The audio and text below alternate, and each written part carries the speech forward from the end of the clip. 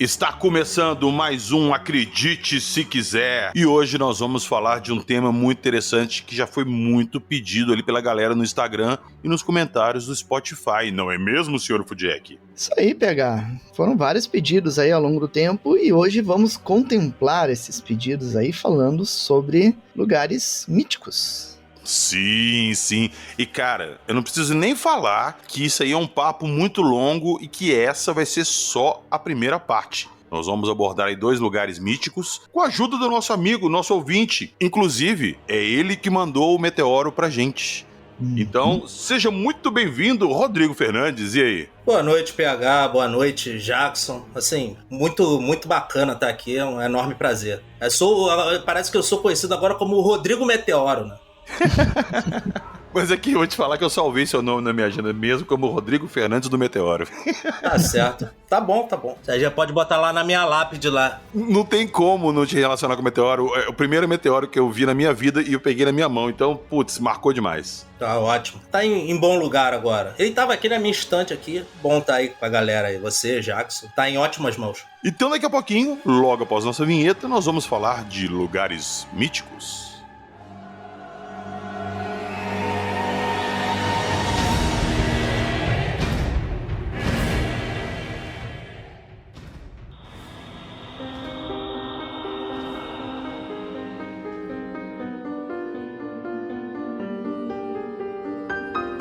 Suor dos Deuses, Eldorado, Ilha Rai Brasil, Cidade da Canela, Guerreiras Amazonas.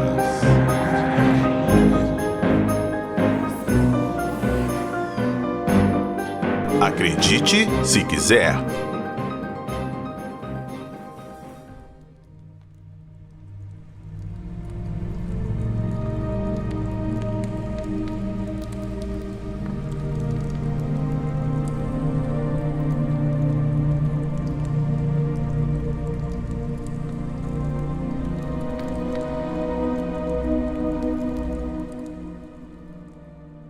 Rodrigo, quando a gente sentou pra conversar, pra marcar essa gravação, pra definir o que a gente ia falar, você me falou ali que lugares míticos são aquelas cidades ou civilizações que elas existem várias histórias, lendas e na cultura popular ali, mas elas não têm uma comprovação verificada. Elas não foram realmente encontradas e tiveram, assim, indícios, né, arqueológicos dela. O que são esses lugares míticos e de onde vêm essas histórias? As origens são as mais diversas possíveis, né? Elas podem vir do folclore, há várias cidades míticas e lugares míticos que tiveram origem ali na Idade Média, alguns até bem mais antigos, né? Por exemplo, Atlântida, assim, é o lugar mítico por excelência. A gente ainda não descobriu nada de Atlântida, ou ainda não descobrimos nada que a gente pudesse correlacionar com Atlântida. Mas Atlântida, assim, é o grande paradigma assim, do lugar mítico. Atlântida já rende um episódio à parte, então nós vamos voltar mais pra frente pra falar de Atlântida. Com certeza. Rende muita conversa. Agora, tem lugares míticos que eram míticos, viviam nas lendas e acabaram se tornando realidades históricas. Troia, por exemplo, era um lugar mitológico, né? Troia, aquele da guerra, né? Do cavalo de Troia e tal. Era uma lenda até 1873, até que descobriram as ruínas de Troia. Então, um lugar sendo mítico, lendário, não quer dizer que ele não tenha existido, né? Realmente. Até porque todas as histórias, todas as lendas têm um ponto de partida, né? Alguma coisa ali que começou aquela história pra ela se propagar ali. E vamos pôr no caso dos lugares místicos aí, dessas cidades, das civilizações. De repente alguém, em algum momento, teve um contato ou esteve num lugar desse e voltou e contou essa história e começou a se espalhar. E depois não conseguiu achar o caminho de volta. A gente pode pensar nessa possibilidade? Sim, com certeza, cara. É uma possibilidade, sim. Então vamos lá. Tem muita coisa pra gente conversar, mas essas duas que separou aqui pra mim hoje. Uma eu conheço pelo nome, tá? É muito famosa, mas eu não sei a história dela a fundo. E a outra, pra mim, é uma novidade, assim, 100%. Eu não sabia da existência dela até hoje, sem me falar. Mas calma. Vamos começar ali pela primeira que você me falou, que chama-se Eldorado. Antes de você entrar e explicar o que é Eldorado e a história dela, o que eu sei de Eldorado é que é uma cidade meio assim, de uma civilização tipo maia ou asteca ali do México, e que ela é inteira de ouro. É isso? Na verdade, a gente pode dizer que existem vários Eldorados, né? Várias interpretações de Eldorado, há várias lendas sobre Eldorado. Enfim, a gente vai falar um pouquinho aí na frente. Mas então, por favor, pode começar aí. Eldorado. O que é Eldorado e de onde que... Você falou que vem de vários lugares, mas onde que começou essa história? Começou há 4 bilhões de anos atrás. Pois é, e imagine assim, o jovem planeta Terra, há 4 bilhões de anos atrás, a Terra só tem 500 milhões de anos. Então, assim, usando aqui um voo de imaginação, imagine-se nesse planeta Terra, né, que é uma massa quase líquida, assim, uma massa densa e incandescente. Então, você está nesse planeta Terra, nesse jovem planeta Terra, e você olha para o céu. E eis que cai uma chuva enorme de meteoritos. Imagine muitos meteoritos cruzando esse céu e caindo nessa Terra e afundando nesse magma. Ok, esses meteoritos são feitos de ouro. Assim que o ouro chega no nosso planeta. O ouro ele é formado após uma explosão de uma estrela, que é uma supernova, né? Ou pela colisão de 2 estrelas de nêutrons superdensas. Esse choque a gente chama de quilonova. Assim, só esses eventos cósmicos podem produzir energia suficiente para criar o ouro. Peraí, calma, rapidinho. Desculpa te interromper, isso pra mim é uma coisa também muito nova. Ouro não é uma coisa formada geologicamente na Terra, não? Ela vem de fora? Ela vem de fora. O ouro é alienígena. Não só o ouro. Ouro, platina, vários elementos são alienígenas. O ouro, inclusive. É mesmo? Eu não sabia disso. Então quer dizer que as jazidas de ouro que a gente tem na Terra aí são de meteoros que caíram aqui há milhões de anos atrás? São meteoritos que caíram, afundaram nessa Terra jovem incandescente, né, meio líquida ainda. Eles afundam, vão para o núcleo desse planeta, e quando o planeta se solidifica, eles ficam presos nas rochas, né? Então todo o ouro é alienígena. E assim, é incrível, assim, porque os incas, por exemplo, obviamente eles não viram esses eventos. Claro, né, nessa época não existia ser vivo nenhum na Terra. Mas eles vão ter uma intuição incrível, porque eles vão chamar o ouro de suor dos deuses. Ou seja, eles intuíam que o ouro veio do espaço. Cara, porque era o quê?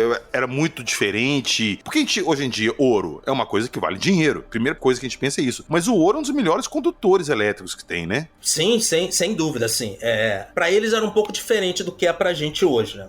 O ouro era escolhido principalmente pela beleza e pela forma de moldagem dele, que é muito fácil você moldar o ouro. O ponto de fusão dele é bem baixo. Pois é, assim, é um metal muito bonito, é resistente, razoavelmente resistente, e é fácil de você moldar. Mas, acima de tudo, para os incas, por exemplo, e como para muitos outros povos, como por exemplo para os egípcios, né? Se os incas chamavam o ouro de suor dos deuses, os egípcios chamavam de a pele dos deuses. E para esses povos, o ouro era poder. Você ter ouro era poder. Só que é um poder não econômico, é um poder simbólico. Assim, você ter alguma coisa de ouro era você estar em proximidade com os deuses, porque aquilo fazia parte dos deuses. Não é o mesmo pra gente, né? Que ouro vale dinheiro. Pra eles não. Pra eles o ouro era um símbolo religioso. Aí fala assim, mas o que esse povo entendia como material econômico valioso? Por exemplo, a concha Spondylus, tem ali no litoral todo do Pacífico, era comercialmente terrivelmente mais valioso. Era mais valioso, inclusive, do que o ouro, economicamente falando. Porque o ouro você não podia usar como moeda. Agora, o Spondylus, que é um tipo de concha, você podia. Essa conversa nossa tá levando a gente num ponto aqui que eu tô imaginando qual seja. Que nessa chuva aí de meteoros de ouro, caiu muito em algum local e alguma civilização achou essa jazida imensa de ouro e resolveu construir uma cidade. Quase isso.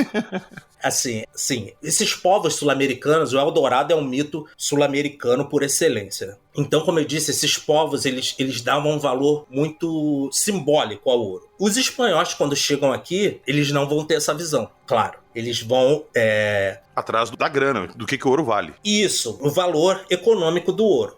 Não é a riqueza material, esse é o termo que eu queria. Para eles, o que importava era a riqueza material, não era simbólica. Agora, a gente também não pode achar que o espanhol que chegou aqui, o português que chegou aqui nas Américas, ele também não tem uma dimensão simbólica. Não é um povo que não tenha subjetividades, eles têm também. Então, assim, por que esses europeus eles valorizavam o ouro? Pelo seu valor econômico, claro, mas também tem um valor simbólico muito forte, porque ir atrás do ouro era ir atrás da aventura, era você se transformar em um herói. Sim, tem muito isso, essas histórias assim, jornada do herói, Indiana Jones mesmo, em busca de alguma coisa, o cálice de ouro, a arca dourada, a lança de ouro, tem sempre essas coisas que o ouro, ele é muito associado a coisas místicas, coisas importantes. Eu entendo muito, assim, o simbolismo que o ouro tem. Pois é, a gente precisa contextualizar a época, né? O Eldorado, o mito do Eldorado, começa a ganhar forma ali a partir de 1550. Nessa época, a gente já saiu um pouco da Idade Média, né? E com o fim da Idade Média, aquele período, né, ultra religioso, assim, religioso pesado e tal. O pessoal chama de Idade das Trevas, né? Não é nem tanto Idade das Trevas assim, mas enfim, não vamos entrar nesses meandros agora. Mas assim, vem a Renascença, né, depois da Idade das Trevas. E a gente valoriza o que na Renascença? A mitologia grega e os seus heróis. Então, o povo europeu dessa época tá de olho nesses heróis. E assim, por exemplo, um desses heróis é o Jasão, já deve ter ouvido falar. Né? Sim, do Velo de Ouro. Isso, é o cara que constrói um navio, que é o Argo, né? Recruta aí uma tripulação ali de vários caras cascas grossas, que são os argonautas, e eles saem pelos mares em busca do Velocino de Ouro. Cara, tem os filmes antigos do Harryhausen, acho que eu falei o nome do cara certo, que era um especialista em animação stop motion, que ele que fez os efeitos desse filme. E tem o Jasão e o Velocino de Ouro, e Jasão e os Argonautas, que conta justamente essas histórias aí. Esse foi aquele cara que fez Fúria de Titãs. Primeira versão de Fúria de Titãs, isso. Sim, exatamente. Cara, esse filme é muito bom, cara. Assisto é perfeito, esse filme é maravilhoso. Eu gosto muito. Aqui, nós vamos voltar um dia pra falar... Eu já falei aqui brevemente com o Léo do Mitografias no episódio da Medusa. A gente falou brevemente do filme Fúria de Titãs ali, porque não tinha como não citar. Acho que é a principal referência da Medusa que todo mundo tem. Mas eu queria muito voltar pra falar desses filmes, então aguardem que a gente vai falar desses filmes clássicos aí. Mas vamos lá, Rodrigo, continue aí. Desculpa te interromper. A nostalgia bateu aqui. Não, mas é um filmaço também gosto. Mas é isso, os europeus chegam aqui, né? Cara, eles querem ouro e eles querem ser heróis. E assim, isso vai ser uma mistura um bocado explosiva, né? Vai ser até brutal essa mistura. Porque quando eles chegam aqui na América do Sul, eles encontram ouro com uma facilidade muito grande, né? Ouro e prata. Por exemplo, se você chegasse ali em Potosí, que hoje fica na Bolívia, os primeiros relatos do pessoal encontrando prata, cara, é o pessoal andando na rua e literalmente chutando prata. Tava muito à flor da terra, né, a prata. E dizem também em Minas também, né? Assim, nos riachos, os primeiros caras que começaram a explorar ali a Vila Rica, que depois virou Ouro Preto, cara, eles chegavam nos riachos e via ali as pepitas de ouro rolando, né, cara, na água. Então, assim, era muito metal valioso e de um jeito muito fácil, né? É muito diferente do que esses europeus vão encontrar na Ásia e na África. Na Ásia e na África, eles não vão encontrar essa riqueza metálica que a gente vai encontrar aqui na América do Sul. Então, quando eles vêm, cara, eles vêm com tudo, assim, cara. Esse é o lugar do ouro, esse é o lugar da prata. E, nesse contexto, começam a surgir lendas sobre cidades feitas de ouro puro, que Eldorado vai ser a mais célebre, né? Mas não vai ser a única. Por exemplo, onde hoje ele fica o México, né? O norte do México e o Texas, estaria ali a famosa 7 cidades de Cibola.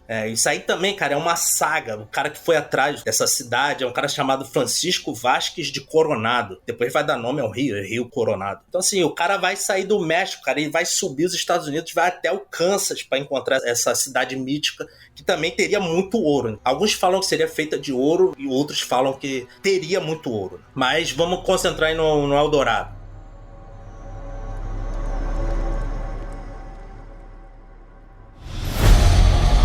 Você está ouvindo? Acredite, se quiser.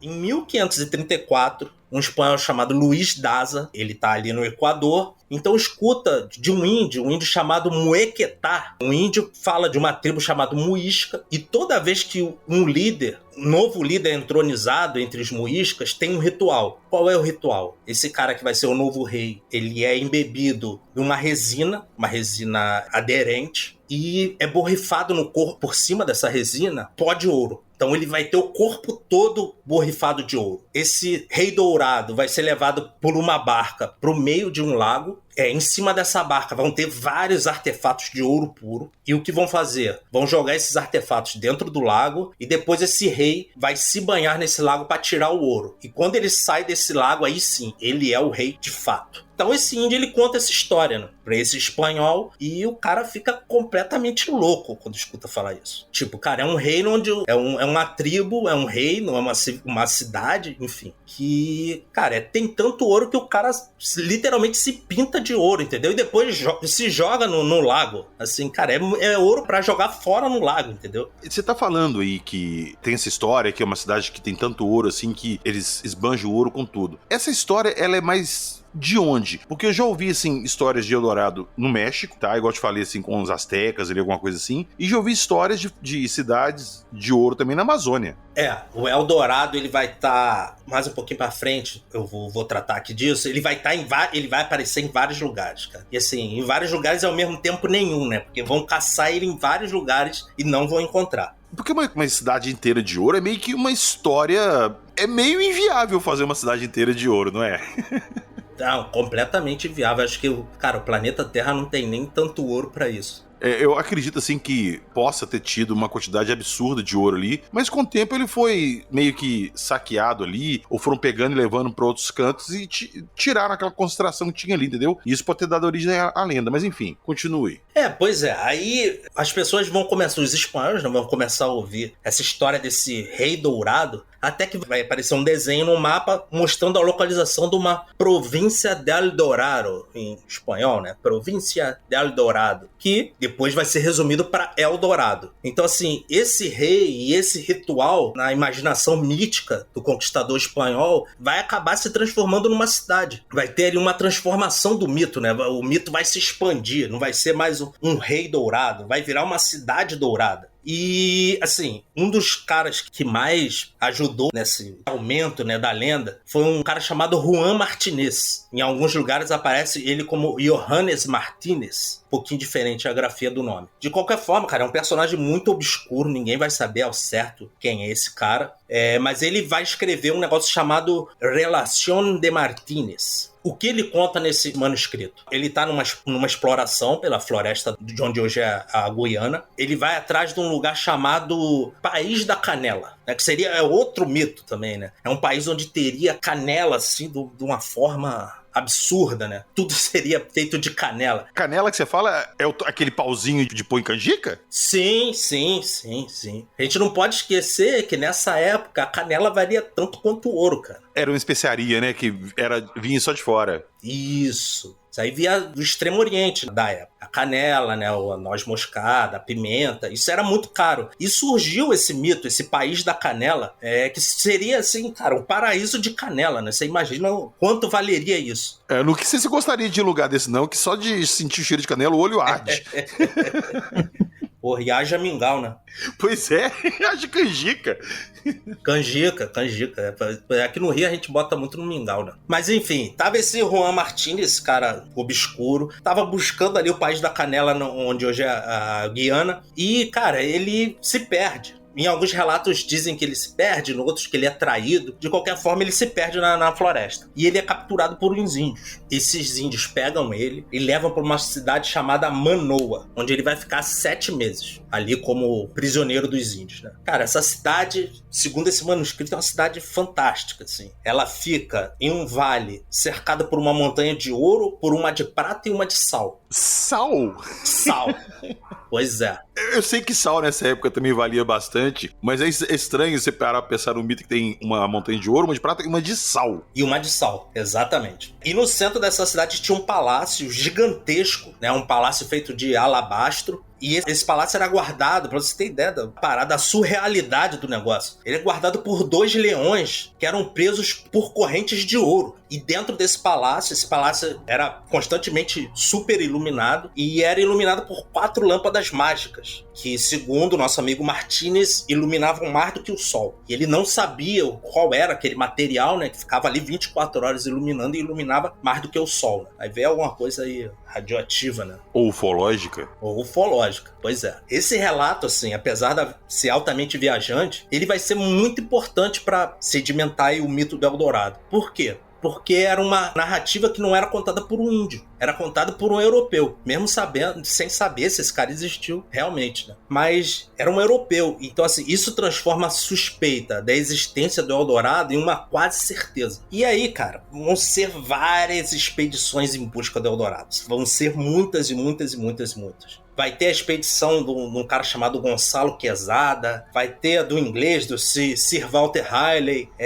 a do Lope de Aguirre, que assim, é uma expedição insana, cara, alucinante, assim, porra, padrão Coração das Trevas. Que, aliás, vai virar um filme bem bacana, essa expedição, que é o Aguirre, A Cólera dos Deuses. É um filme do Werner Herzog. Assim, acho que ele captou bem, assim, como foi a expedição, porque o filme também é muito louco. Esse eu não conheço, não. Vou procurar assistir. Não conheço também. Cara, é bem legal. É bem louco também, né? Como foi, inclusive, a expedição. E esses filmes aí, as expedições eram aonde? Em que local? Ó, a gente vai ter expedição no Peru, na Colômbia, no Equador, na Venezuela, na Bolívia, assim, praticamente a América Latina toda, que vai ser ali esquadrinhada por essa galera. Mas a mais épica de todas vai ser a busca do Eldorado no Brasil, na Amazônia. Essa vai ser a expedição. Um cara chamado Francisco de Orellana, ele sai do Equador em 1541 e, novamente, é outro também que vai buscar o País da Canela. Ele não encontra, claro, né? E ele acaba indo parar num rio que é muito caudaloso, é muito forte, é muito potente, e ele não vai conseguir, ele vai descer o rio e não vai conseguir voltar pro Equador. É o rio Amazonas. E, assim, ele vai descendo o rio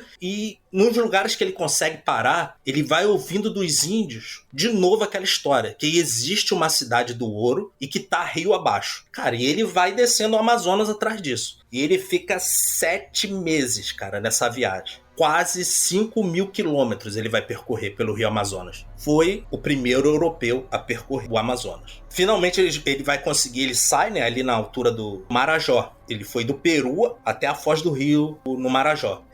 Cara, eles não vão encontrar o Eldorado, mas eles vão ter histórias, assim, fantásticas, né? Eles vão falar que, cara, passaram por aldeias enormes, assim, densamente povoadas por milhares e milhares de índios, né? Alguns desses índios vão ser amistosos, outros vão ser muito hostis, né? Ele fala que, assim, cara, a gente fica dias e dias sem conseguir atracar nas margens, porque quando a gente ia atracar, cara, vinham os índios e começava a chuva de flecha em cima da gente. Pra você ter uma ideia, um dos trechos do Amazonas, ele vai falar que vai ser perseguido por 130 canoas. 130? 130 canoas, cara. Caramba, tu imagina, o Orellana, ele tá com 57 homens, né? Você imagina, 57 homens ali em meia dúzia ali de barcos, aí você imagina, cara, um combo de índio feroz, 130 canoas indo pra cima de você. O mais impressionante ainda é que ele tendo que fugir desse povo todo, ele ainda contou os 130.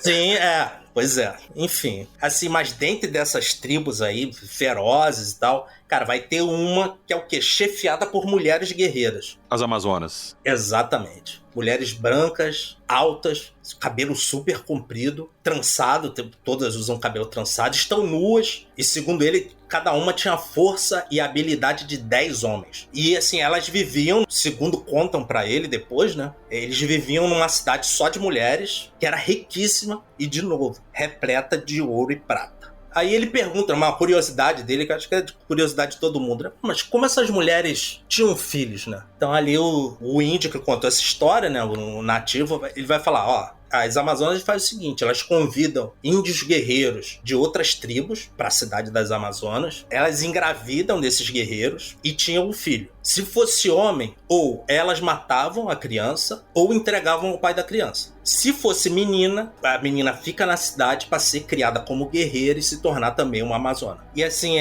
de novo aquilo, né? Essas mulheres só podiam ser as Amazonas da mitologia grega. Por isso que ele deu o nome de Amazonas. Como a gente disse lá atrás, né? A mitologia grega estava novamente em alta, né? Os mitos gregos. Então, cara, são as Amazonas. Peraí, esse episódio tá me explodindo muito a cabeça. Primeiro, o ouro é alienígena. Agora, o Amazonas chama Amazonas por causa das mulheres Amazonas? Por causa das mulheres Amazonas da mitologia grega. Sério mesmo? Sério. Um rio brasileiro pegou o nome de uma história de mulheres lá da Roma Antiga? Exatamente. Da Grécia, né? Da Grécia Antiga. Caramba! O nosso amigo Orellana, são as Amazonas da mitologia grega, né? Então, assim, vai ser o Rio das Amazonas. Né? Um trecho do rio, ele deu, né, um cara muito humilde, ele dá o nome dele por algum trecho do rio, né? Seria o Rio de Orellana, mas outro pedaço do rio ele vai falar, não, cara, é o Rio das Amazonas. Ah, pois é, ainda bem que o nome dele não pegou, que o nome dele é horrível. Pô, imagina, né? Imagina, né, passando propaganda, venha conhecer Oreanos. Ah, não.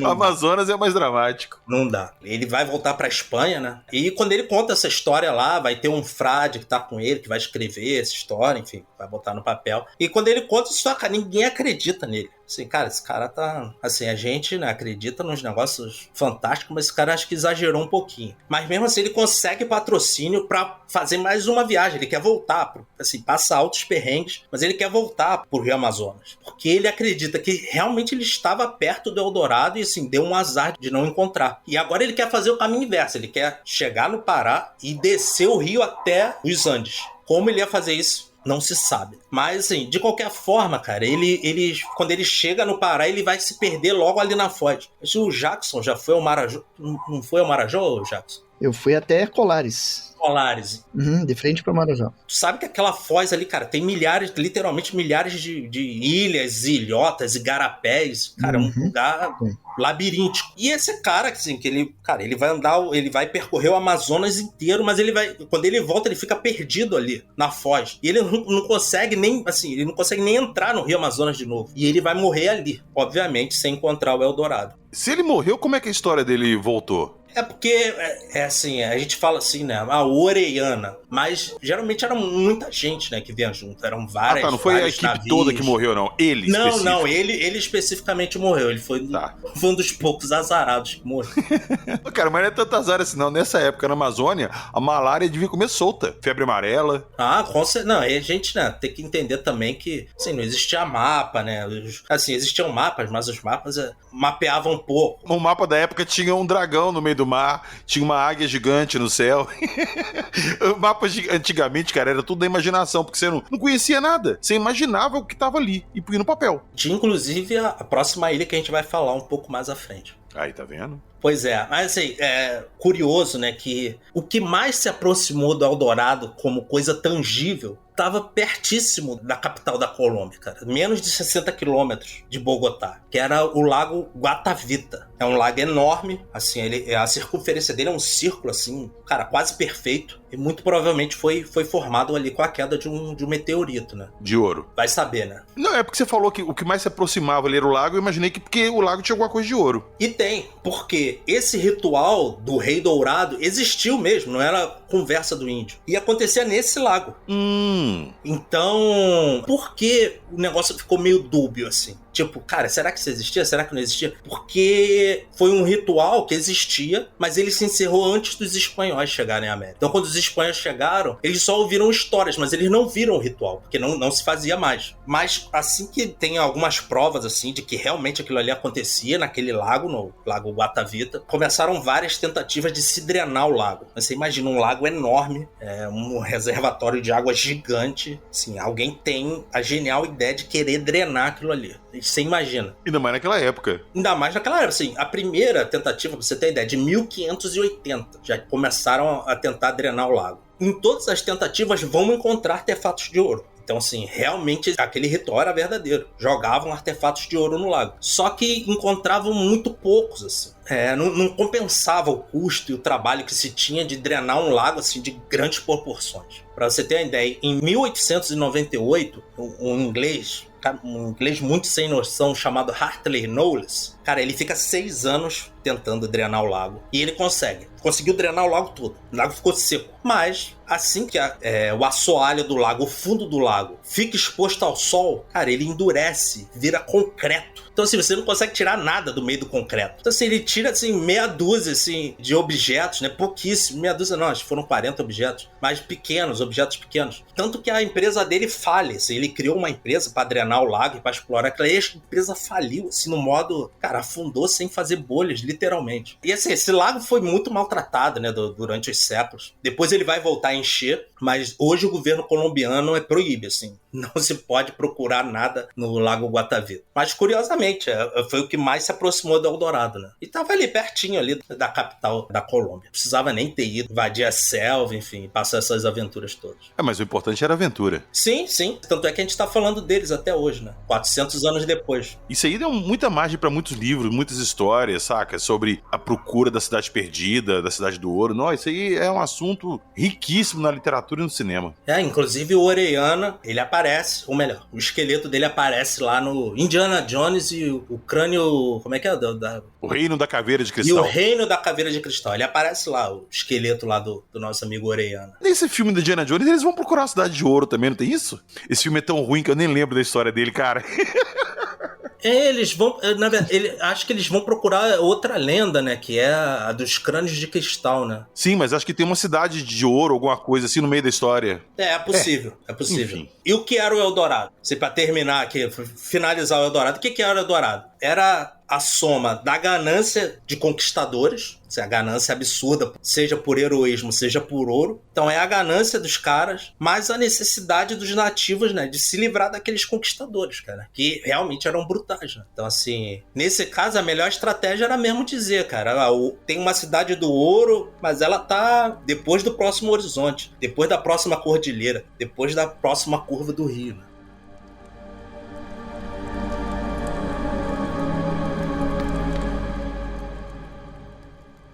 Vamos agora para uma outra história. Essa eu não conhecia, nem de nome. Eu fiquei conhecendo hoje quando você me falou que a gente ia falar sobre esse local. Que é a Ilha Bai Brasil. É uma história, óbvio, brasileira, né? Mas eu não conhecia. É a ilha de Rai Brasil. Na verdade, é irlandesa. Ah, é? É irlandesa. Tem vários nomes, né, essa ilha mítica. É também chamado de Ilha de São Brandão, é também chamado Ilha do Brasil e chamada Ilha do Brasil de São Brandão. Ilha Brasil de São Brandão. Esses lugares míticos, isso é muito comum, né? Esses lugares míticos terem vários nomes, né? Isso é bem comum. Mas o que é essa Ilha de Rai Brasil? É uma ilha mítica, né? Que ficaria no oeste da Irlanda, a oeste da Irlanda. Cara, tem nada... Pera aí, rapidinho, desculpa. Tem nada a ver com o Brasil, e eu falei que era óbvio porque era alguma coisa do Brasil e não é. Por que chama Ilha Rai Brasil, então? Ah, mas pode ter algo a ver com o Brasil, sim. Eu vou chegar lá. Tá bom. Então, assim, essa ilha fica a oeste da Irlanda, né? Ela aparece em vários mapas, tem vários mapas onde aparece essa ilhazinha, é uma ilha pequena. Se eu não me engano, o primeiro mapa onde ela aparece é de 1325. 125 anos antes de descobrir o Brasil, já existiu o Rai Brasil, né? O Brasil não tinha sido nem descoberto ainda, o negócio chama Brasil, tá? Vamos lá. Já tinha um nome aí já. Em alguns mapas, ela aparece assim como uma ilhazinha de contorno irregular, né? Assim, bem feição de ilha mesmo. E em alguns outros, ela aparece assim redonda, assim. É um círculo maior com outro círculo menor no meio, assim. Parece um ovo frito. E essa ilha, ela teria duas características assim que são bem interessantes. Ela era uma ilha constantemente cercada por uma densa neblina que deixava ela invisível. Assim, a cada 7 anos, essa neblina se dissipava. E durante um único dia, era possível ver a ilha de Rai Brasil. Peraí. Isso aí tá me lembrando muito as Brumas de Avalon. Ah, mas, cara, não se esqueça, né? Que o rei Arthur, Grã-Bretanha, Irlanda, né? Enfim. Olha, não falemos tá sobre plágio. Então, assim, tinha essa neblina, né? Só revelava a ilha de 7 em 7 anos e por um dia. E outra coisa, ela era uma ilha móvel. Ou seja, mesmo que você conseguisse ver essa ilha, cara, não dava pra você alcançar a ilha. Porque toda vez que você chegava perto, ela se movia pra frente. Não é à toa que nos mapas a localização dela também varia. Vai estar sempre ali pelo oeste da Irlanda, mas em alguns mapas ela está mais pro norte, outros mapas mais pro sul. Meu amigo, sabe a referência que vira na minha cabeça agora, essa história que você me contou? Diga-me. Pô, não é possível que... Jackson, o que veio na minha cabeça agora, Jackson? Vamos ver se você adivinha. Cara... Não, nem vou arriscar, cara. Nem vou arriscar o palpite. A Ilha de Lost, cara. É possível que a Ilha de Lost tenha tido umas inspirações aí nessas lendas mais antigas, né? Sim, cara, eu não sabia, eu nunca tinha ouvido falar, já ouvi falar da história das brumas de Avalon, essa do High Brasil eu não conhecia, mas lá na Ilha de Lost, lá do seriado, a ilha se movia também. Ela tinha essa parada lá que ela se movia, ela nunca tinha uma localização fixa. É bem parecido com essa história. Eu não duvido que tenha servido aí de inspiração. Base, não. Sim, Não duvido não. Mas a questão, e aí, alguém chegou nessa ilha algum dia? Sim, alguns monges, junto com o tal do São Brandão, que aliás existiu, esse é um personagem histórico, né? Se ele é santo ou não, aí são outras questões. Mas enfim, existiu o São Brandão. E a história de como ele chegou a ilha é outra viagem, assim, é típica de Eldorado, é de Eldorado pra mais surreal, cara. Ele recebe um aviso divino que ele tem que ir procurar uma ilha que seria uma ilha paradisíaca. E ele sai com alguns monges, ele comandando ali os monges, sai pelo Mar do Norte para chegar a essa ilha. Então ele primeiro vai passar por 13 ilhas fantásticas, assim, uma mais fantástica do que a outra. E uma delas, por exemplo, chama a Ilha das Uvas. É tudo gigantesco, cara. Os cachos de uvas, assim, tem muita uva, claro, né? Ilha das Uvas. Então, assim, cada uva é do tamanho de uma maçã, cara. Tu imagina o cacho dessa uva, tamanho, enfim. E são várias ilhas fantásticas. Em uma das ilhas, eles vão rezar o domingo de Páscoa, né? Fazer ali a missa especial de Páscoa. E vão acender uma fogueira, porque tá ficando muito frio, né? Cara, e quando eles fazem a fogueira, a ilha começa a se mover, porque não era uma ilha, era uma baleia. Então, assim, eles rezam a missa em cima de uma baleia. Que baleia! Pois é. E, assim, cara, encontram outros personagens fantásticos, inclusive Judas. Assim, o traidor de Cristo, que foi relegado a morar em cima de um rochedo solitário. Então, assim, esse foi o castigo de Judas, né, depois de trair Cristo. Então, assim, é uma viagem fantástica, assim, com coisas realmente bem loucas, né? Inclusive bem ao gosto medieval, né? A literatura medieval sempre é muito fantástica. Mas aqui, o que tinha demais nessa ilha de High Brasil aí que eles queriam tanto encontrar? A ilha de High Brasil era o paraíso. É o próprio Jardim do Éden em formato de ilha. Pô, mas os caras acharam uma ilha com a uva do tamanho de uma maçã, isso não era suficiente, não? Cara, não era.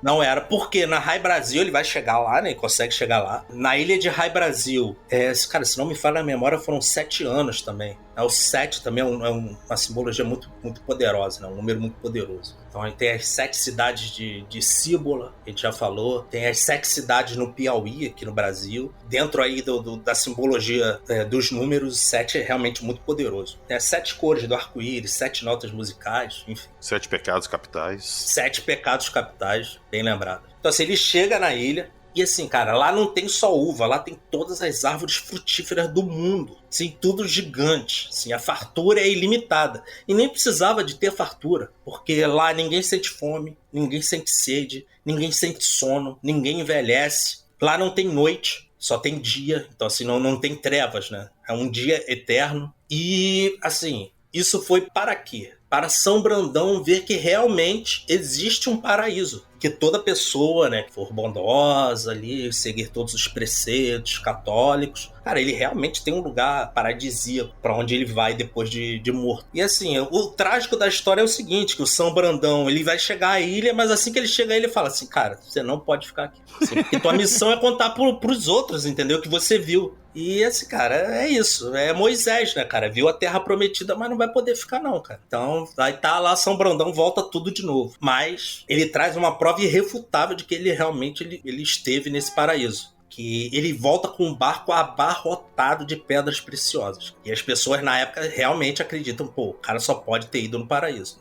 Por que vai ter pedra preciosa no paraíso? Enfim. O paraíso, se você vai viver ali numa ilha pra sempre, com saúde e tal, era mais fácil você trazer comidas diferentes, frutos gigantes, sacou? Sei lá. Não, mas ele trouxe. Ele trouxe sim. Trouxe algumas amostras de fruto, parece que trouxe alguns animais exóticos também, ele trouxe. Mas assim, o que mais impactou a época foi que o barco veio abarrotado de pedras preciosas, né? O barco veio assim, praticamente afundando, cara, de tanta pedra preciosa. É sempre nessas histórias, assim, de cidades perdidas, coisas antigas com essas histórias, sempre tem muita riqueza, né? É ouro, é pedras preciosas, ou muitas vezes, em alguma dessas cidades, abriga a fonte da juventude, né? Também tem muitas histórias de expedições que foram em busca da fonte da juventude. Sim. Isso dá um capítulo maneiro também. Dá, e nós vamos É falar outra disso. saga, cara. Ó, Fonte Não, da pode Juventude é uma anotar. saga, cara. A busca pela fonte da juventude, nós vamos falar disso. Nós vamos falar. E dizem que foi encontrada. Aí já Quem deixamos. viver, verá. E se conseguimos deixar vocês curiosos, então aguardem, nós vamos falar disso ainda. Pois é, dizem que foi encontrada. Mas por quê? Você tinha perguntado, né, por que o negócio se chama High Brasil, né? Cara, são várias teorias. Uma delas diz que isso veio de Rui Brasil, que é em celta, né? Significa o clã de Brasil, ou filhos de Brasil, né? Assim, quem é esse Brasil, ninguém sabe ao certo, né? Provavelmente um líder celta. Outra teoria diz que esse Brasil vem do celta Brass, que quando transplantado para o inglês vai virar bless, né? Que é abençoar. Então, High Brasil seria, né, uma ilha abençoada, um lugar abençoado, algo desse feitio. E assim, nosso país grande e bobo, né? Brasil. Será que veio de High Brasil? Ou será que veio do pau-brasil, como é defendido já há bastante tempo? Eu aprendi na escola que o Brasil chama Brasil por causa do pau-brasil. Versão oficial, né? É a versão oficial, exato. Pois é. Há quem defenda, assim, que muito mais simbólico que colocar o nome de uma árvore num lugar paradisíaco, como era o Brasil recém-descoberto, seria colocar o nome de outro lugar paradisíaco. High Brasil. Porra, então será que o Brasil chama Brasil porque eles acharam que era o paraíso? Alguns defendem essa ideia. Inclusive que como essa ilha de High Brasil, ela seria móvel, aqui poderia ser o próprio High Brasil. E assim, aí fala assim, nossa, mas que absurdo. Nem tão absurdo assim, porque essa lenda do High Brasil, na Europa, da Idade Média, do Renascimento principalmente, era muito conhecida essa lenda. Então assim, não é nenhum absurdo que tenham feito isso.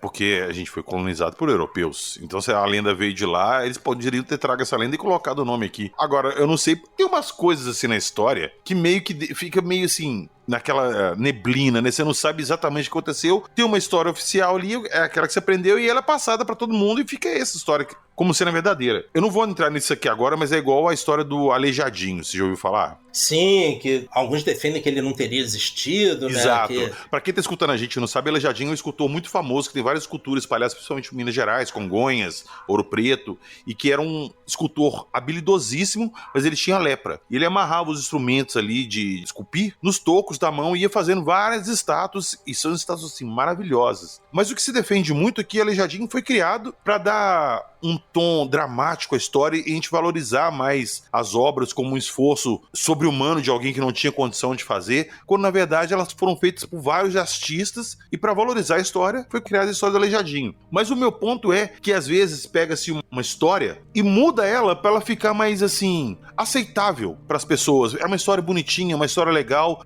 E é essa que fica. Para mim essa história do Brasil chamar pau-brasil porque tinha muito pau-brasil aqui nunca colou. E o Brasil teve um monte de nomes, né, cara, antes de se transformar efetivamente Brasil, né? Assim, o primeiro foi Ilha de Veracruz, depois Terra de Veracruz. Era Veracruz, né, porque Cabral, ele trazia consigo um fragmento do que seria a verdadeira Cruz de Cristo, né? Então, Veracruz, né? Assim, antes disso, né, se chamava Pindorama, né? Entre os tupis, o nome do Brasil era Pindorama, né, que é a Terra das Palmeiras. E, assim, cara, é Ilha de Veracruz, é Terra de Santa Cruz, depois virou Terra dos Papagaios. A gente tem alguns mapas onde o Brasil tá escrito lá, cara, Terra dos Papagaios. Mas esse aí eu até aceito mais do que pau-brasil, porque papagaio tem no Brasil pra caralho. Pois é. Os primeiros caras que chegaram aqui, né? Você imagina, cara, se tem nessa época, você imagina lá em 1500 como devia ser. Pois é. Era uma loucura, cara. Aqui na Baía de Guanabara, que agora virou enfim, melhor nem comentar. A gente tem algumas pinturas que, cara, os barcos tinham dificuldade de atravessar a Bahia porque tinha muita baleia. Então, assim, cara, era um país assim, que era uma terra que explodia de vida, realmente. Até o Zé Porqueiro do homem pôr o pé aqui. É isso. Pois é. Você está ouvindo Acredite Se Quiser.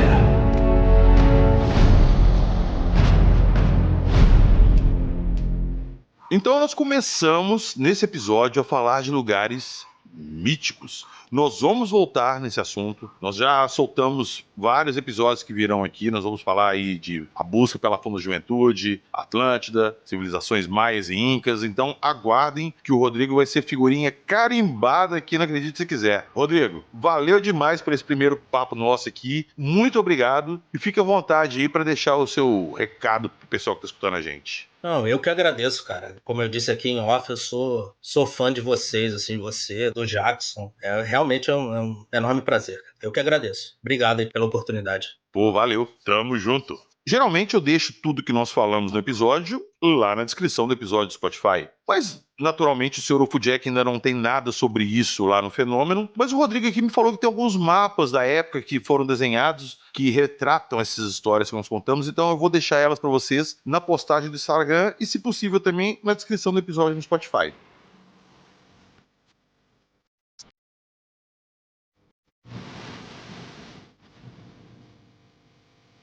E lá na descrição do episódio, nós também temos o link do nosso Apoia-se. Vão lá, entrem, dê uma força pra gente. Entrou no Apoia-se? A primeira postagem do mural é o nosso link pro grupo do WhatsApp. Entra lá e vem falar o que vocês acharam dessas histórias. E se vocês conhecem algum lugar mítico também que vale a pena ser citado aqui no próximo episódio. Isso aí, PH. E temos também o link da nossa vaquinha, né? Do lado do Portal Fenômeno, do canal Fenômeno. Sabe que produzir conteúdo de ufologia não é fácil. Envolve pesquisa, envolve muitas horas de dedicação para reunir material, analisar, fazer cruzamento de informações, produzir um texto legal, depois produzir um roteiro para um vídeo, depois gravar, editar, preparar tudo, colocar efeitos, trilha e tudo. Então é algo realmente muito trabalhoso e depois tudo isso aí é disponibilizado gratuitamente para todo mundo, né? A gente não cobra o acesso no site, não cobra outras coisas. Então a gente estimula as colaborações voluntárias e uma das formas de colaborar é através da nossa vaquinha. Nós temos uma vaquinha para apoiar as atividades do canal e do Portal Fenômeno, tá? O link vai estar na descrição do vídeo. Ajude a gente, para que a gente consiga sempre elevar a qualidade do trabalho, aumentar a produtividade, investir em equipamento,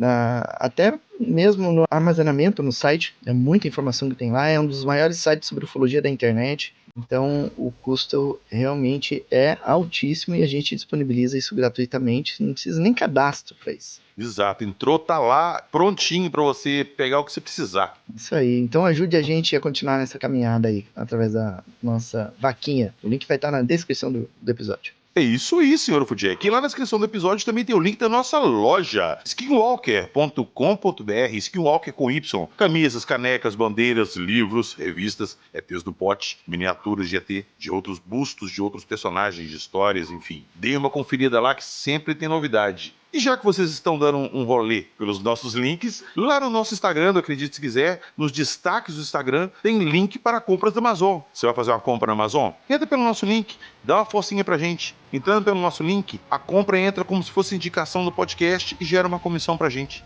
Valeu? Nos vemos na próxima semana com mais lugares diferentes e misteriosos. E não se esqueçam, aqui nós só contamos as histórias. Acredite se quiser.